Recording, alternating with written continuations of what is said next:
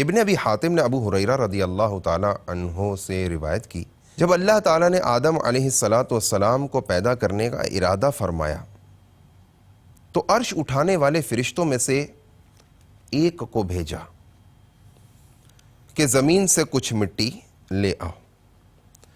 جب فرشتہ مٹی لینے آیا تو زمین نے فرشتے سے کہا، میں تجھے اس ذات کی قسم دیتی ہوں جس نے تجھے میرے پاس بھیجا کہ میری مٹی تو نہ لے جانا تاکہ کل اسے آگ میں جلنا نہ پڑے۔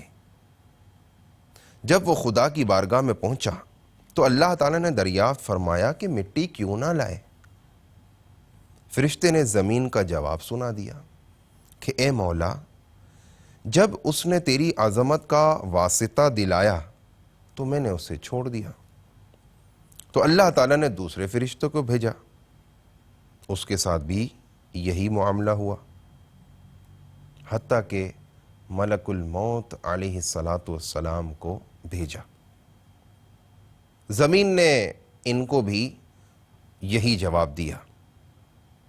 تو آپ علیہ السلام نے فرمایا، اے زمین، جس ذات نے مجھے تیری طرف بھیجا ہے وہ تجھ سے زائد اطاعت و فرما برداری کے لائق ہے، میں اس کے حکم کے سامنے تیری بات کیسے مان سکتا ہوں؟ چنانچہ آپ علیہ السلام نے زمین کے مختلف حصوں سے تھوڑی تھوڑی مٹی لی اور بارگاہ رب باری عز و جل میں حاضر ہوئے تو خدا نے اس کو جنت کے پانی سے گوندھا تو وہ کیچڑ ہو گئی۔ پھر اللہ تعالیٰ نے اس سے آدم علیہ السلام کو پیدا فرما دیا۔ کہا جاتا ہے کہ یہی وجہ ہے کہ آج دنیا میں مختلف رنگ کے لوگ پائے جاتے ہیں۔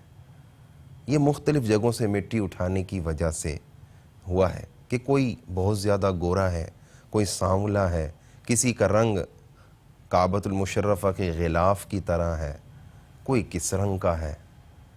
آدم علیہ السلام کو زمین کی مختلف مٹیوں سے پیدا کیا گیا۔